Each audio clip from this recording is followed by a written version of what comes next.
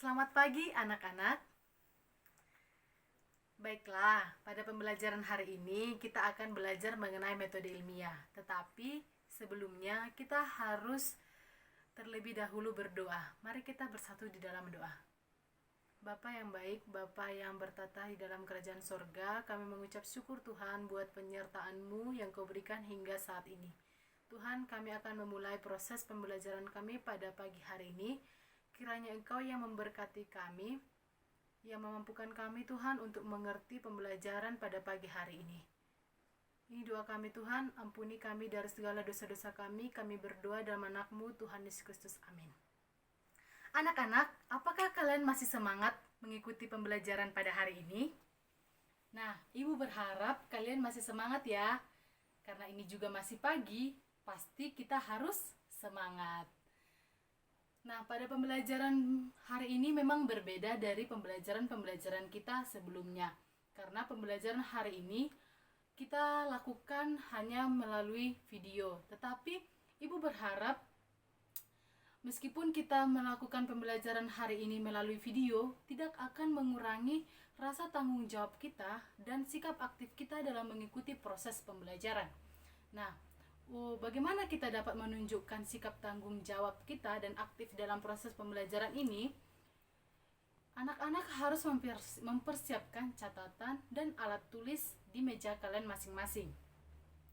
Terus kalian juga harus memperhatikan penjelasan ibu selama menjelaskan materi pembelajaran kita dan mengikuti instruksi ibu. Baiklah anak-anak, pada hari ini kita akan belajar mengenai metode ilmiah. Tujuan dari pembelajaran kita pada hari ini yaitu yang pertama, anak-anak harus mengetahui apa itu pengertian dari metode ilmiah. Yang kedua, mengetahui sikap-sikap ilmiah yang diperoleh melalui metode ilmiah. Yang ketiga, mengetahui ciri-ciri biologi sebagai ilmu pengetahuan yang diperoleh melalui metode ilmiah. Yang keempat, anak-anak juga harus mengetahui langkah-langkah dalam melakukan metode ilmiah. Dan yang terakhir, harus mengetahui variabel-variabel apa-apa saja yang ada dalam penelitian ilmiah. Nah, sebelum kita masuk ke pembelajaran ini, Ibu ingin mereview kembali pembelajaran kita sebelumnya di minggu lalu. Apa? Ada yang masih ingat pembelajaran kita di minggu lalu? Nah, pembelajaran kita di minggu lalu itu adalah mengenai cabang-cabang ilmu biologi. Cabang-cabang ilmu biologi ini sangat banyak ya anak-anak. Oke, Ibu akan mereview mengenai cabang-cabang biologi mulai dari anatomi.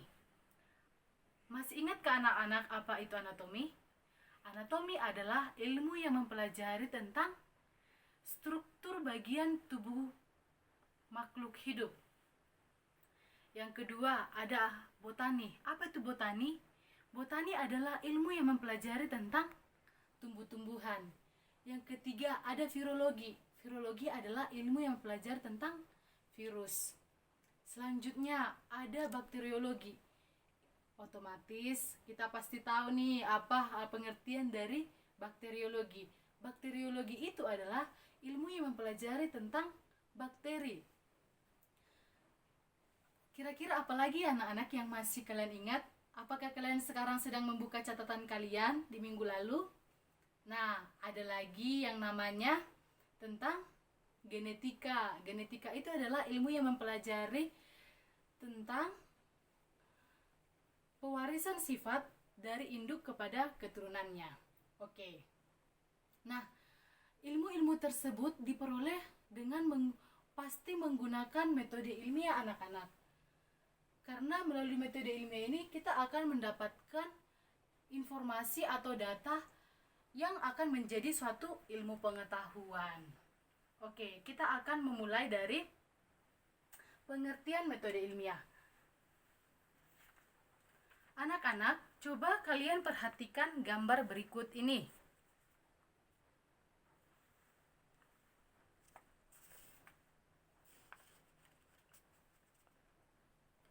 Nah, melalui gambar ini, apa yang ada di pikiran kalian? Apa yang dia lakukan di laboratorium anak-anak? Nah, orang ini sedang melakukan suatu penelitian. Dalam melakukan penelitian, ia membutuhkan metode untuk menemukan data atau informasi. Nah, oleh karena itu, ia memerlukan langkah-langkah. Metode yang ia perlukan adalah metode ilmiah. Nah, metode ilmiah itu adalah metode ilmiah itu adalah suatu prosedur yang digunakan atau yang diterapkan oleh ilmuwan atau seseorang yang melakukan penelitian untuk mendapatkan fakta-fakta mengenai fenomena alam dan kehidupan. Metode ilmiah ini memiliki 6 langkah. Yang pertama, menemukan dan merumuskan masalah. Nah, dalam menemukan masalah, kita memerlukan kepekaan terhadap objek yang ada di lingkungan sekitar kita yang menimbulkan pertanyaan. Jadi, kita perlu mengamatinya dulu. Nah, setelah mengamatinya, mengapa ya? Kita perlu berpikir, ini sepertinya memiliki suatu masalah dan saya perlu menelitinya. Jadi kita pertama harus memiliki sikap peka terhadap lingkungan kita. Nah, cara merumuskan masalah itu, kita harus pertama membuatnya ke dalam kalimat tanya. Terus perumusan masalah itu juga harus jelas, singkat, dan penuh makna. Dan kita juga harus memperhatikan hubungan antara variabel bebas dengan variabel terikat dalam masalah yang akan kita teliti. Nah, kita akan membahas mengenai variabel dalam penelitian. Metode ilmiah pada pembelajaran ini, kita akan mempelajari 3 variabel. Yang pertama, ada variabel bebas. Variabel bebas itu adalah perlakuan yang berbeda-beda dalam percobaan. Nah, ini dibuat sengaja untuk melihat pengaruh antara variabel bebas dan variabel terikat. Oleh karena itu, variabel terikat adalah hasil dari perlakuan berbeda-beda muncul akibat dari variabel bebas. Yang ketiga, ada variabel kontrol, yaitu perlakuan yang sama pada percobaan sehingga pengaruhnya juga sama. Nah, jadi anak-anak, ada 3 variabel dalam pembelajaran kita kali ini. Yang pertama ada variabel bebas, yang kedua variabel terikat, dan yang ketiga ada variabel kontrol. Untuk lebih memahami mengenai variabel ini, Ibu memberikan contoh dalam pembelajaran kita. Mari kita perhatikan contoh mengenai variabel ini. Nah, anak-anak, pertama kita memperhatikan dulu 3 tabung ini. Wadah pertama. Yang pertama, wadah pertama, wadah kedua, dan wadah ketiga. Pada wadah pertama diberikan deterjen 1 gram, dan pada wadah kedua diberikan deterjen 2 gram, dan pada wadah ketiga diberikan deterjen 3 gram. Nah, perlakuan pada wadah pertama, wadah kedua, dan wadah ketiga berbeda-beda mengenai jumlah deterjennya. Ini adalah yang disebut dengan variabel bebas. Jadi perlakuannya dibuat berbeda-beda. Oke, sekarang kita lanjut mengenai variabel terikatnya. Bagaimana kita melihat variabel terikat dalam contoh ini? Nah, dalam contoh ini memang tidak kelihatan. Variabel terikat itu akan terlihat dengan melihat panjang dari ganggang yang ada pada wadah 1, wadah 2 pada 2 minggu ke depannya setelah ganggang itu mengalami pertumbuhan. Jadi kita bisa mengukur panjang ganggang dan berat ganggang. Itu adalah variabel terikatnya. Terus variabel kontrol dalam contoh ini adalah perlakuannya sama pada setiap wadah, yaitu wadah 1, 2, dan 3. Yang mana sajakah variabel kontrol itu? Nah, variabel kontrol itu adalah wadah itu sendiri, terus ganggang hijau, air, dan cahaya matahari. Memang pada gambar ini tidak terlihat cahaya matahari, tetapi pada penelitian ini diberikan cahaya matahari karena ini adalah ganggang dan ganggang membutuhkan matahari untuk pertumbuhannya. Nah, itu diberikan sama pada wadah 1, wadah 2, dan wadah 3 mendapatkan perlakuan yang sama. Itulah yang disebut dengan variabel kontrol.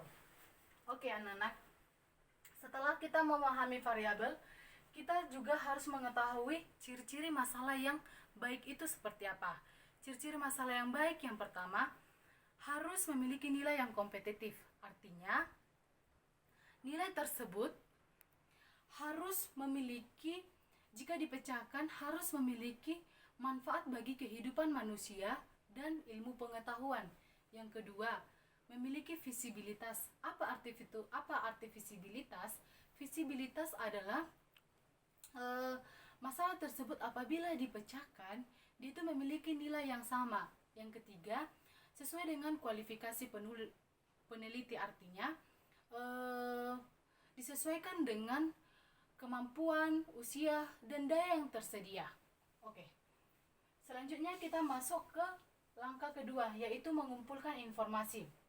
Informasi ini dapat kita peroleh melalui studi kepustakaan. Apa itu anak-anak? Kita dapat belajar melalui internet, jurnal, buku yang kita baca mengenai objek yang akan kita teliti. Yang kedua, kita bisa melakukan observasi terhadap objek yang akan kita teliti sehingga kita menemukan fakta. Yang ketiga, kita bisa menemui para ahli yang sudah melakukan penelitian kita sebelumnya sehingga kita menemukan pengetahuan dari para ahli tersebut. Oke. Ketika kita sudah mampu mengumpulkan informasi, maka informasi tersebut harus kita jadikan sebuah landasan teori. Langkah ketiga adalah menyusun hipotesis. Nah, hipotesis ini anak-anak adalah dugaan sementara terhadap rumusan masalah kita atau jawaban sementara terhadap rumusan masalah yang telah kita buat. Nah, hipotesis ini disusun berdasarkan landasan teori yang telah kita buat dari informasi yang telah kita kumpulkan. Nah, hipotesis ini anak-anak ada dua macam. Yang pertama, hipotesis nol dan hipotesis kerja. Apa itu hipotesis nol? Hipotesis nol adalah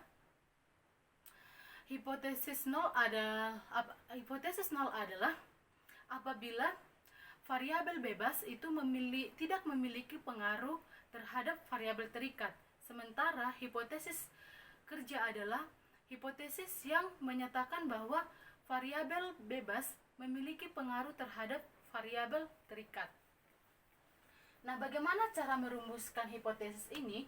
Hipotesis itu dirumuskan dalam kalimat positif, bukan kalimat tanya ya anak-anak, seperti cara merumuskan masalah. Terus dibuat harus ringkas, jelas, dan hipotesis tersebut harus dapat diuji. Selanjutnya, hipotesis itu juga harus memuat dua variabel atau lebih.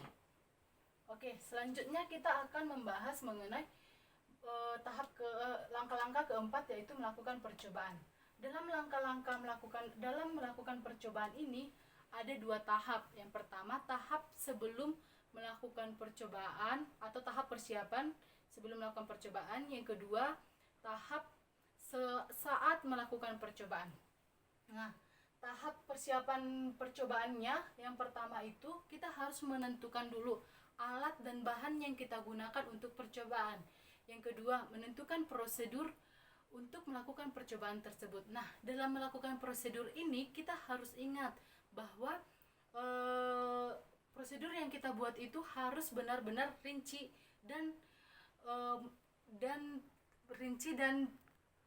jelas sehingga kita tidak dibuat bingung atau tidak salah dalam melakukan penelitian. Oke. Selanjutnya itu adalah menentukan variabel apa saja yang kita gunakan dalam penelitian kita.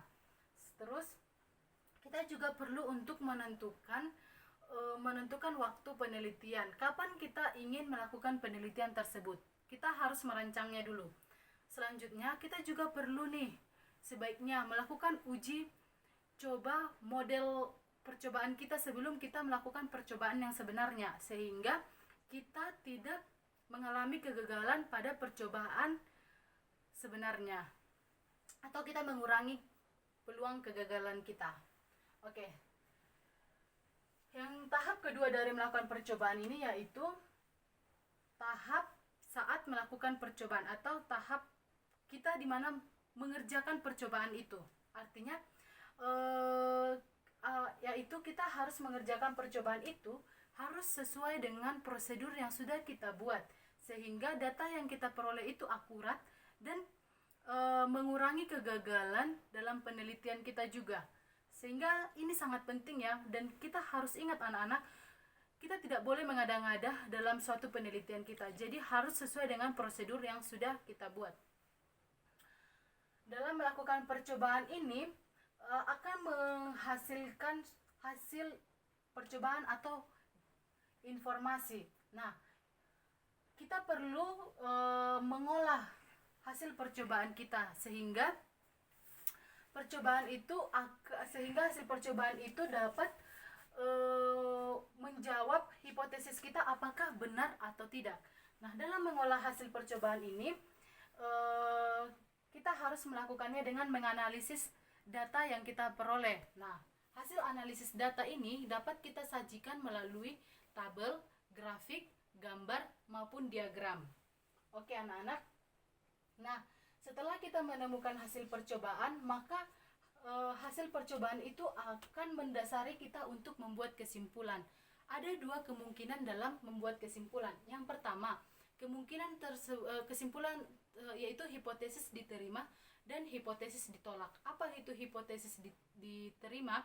Ya, hipotesis diterima apabila hipotesis tersebut sesuai dengan hasil percobaan.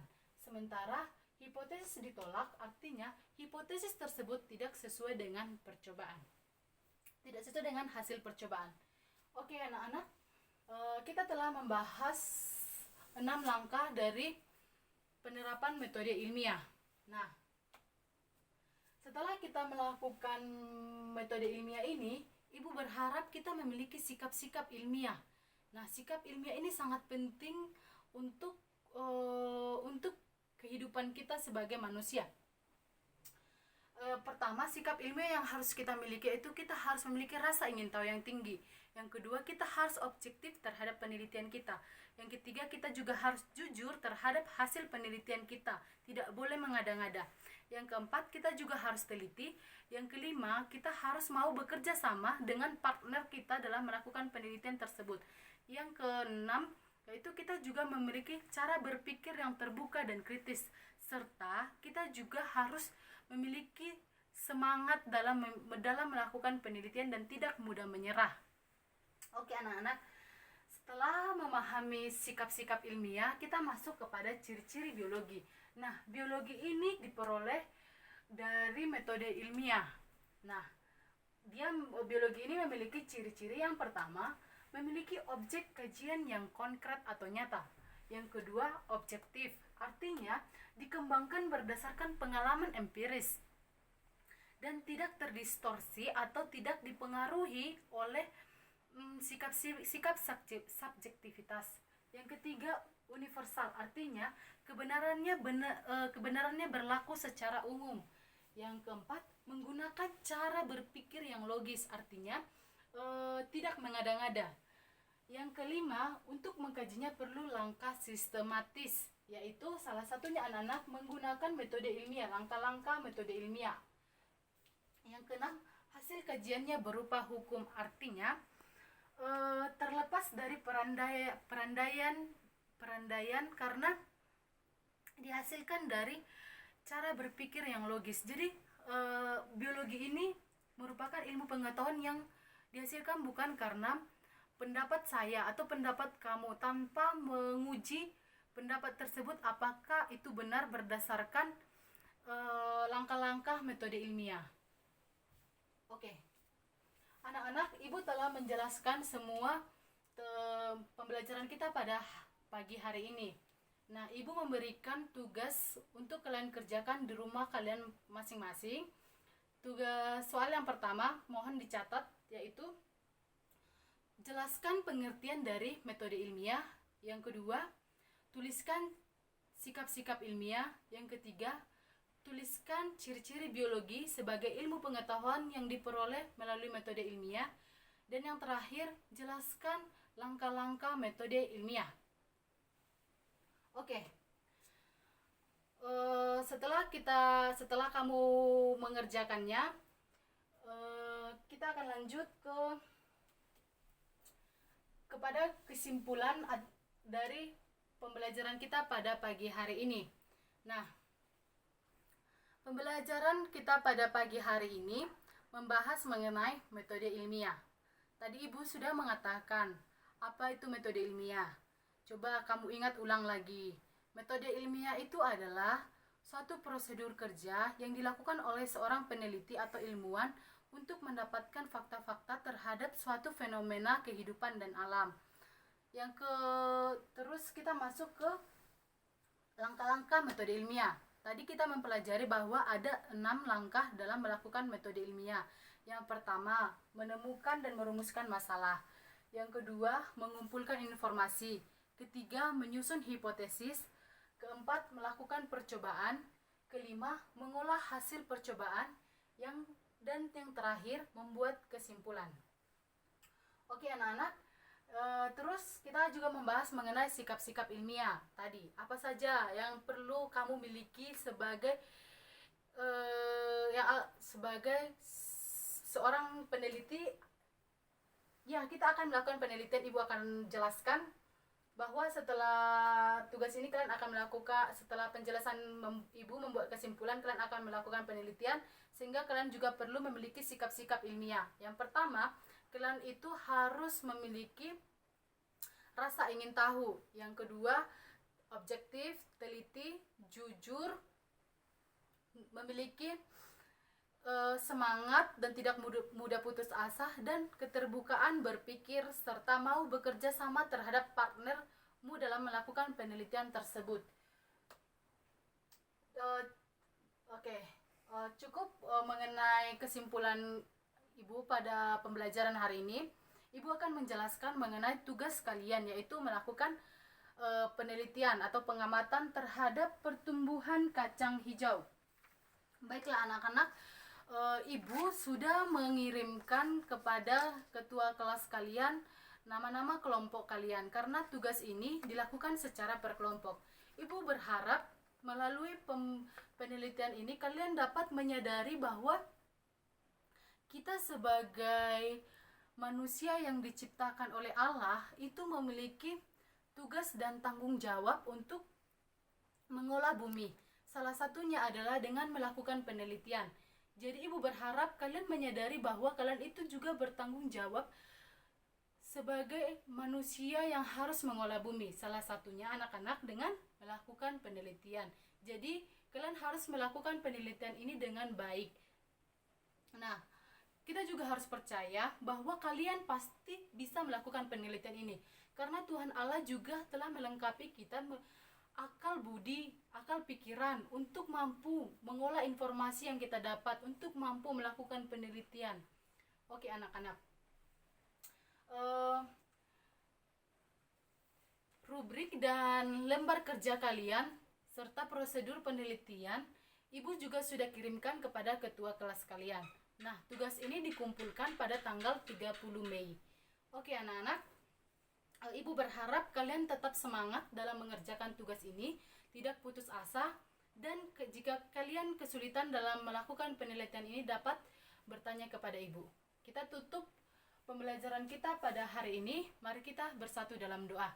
Bapak yang baik, terima kasih buat berkat-Mu kami dapat melakukan pembelajaran pada hari ini dengan baik.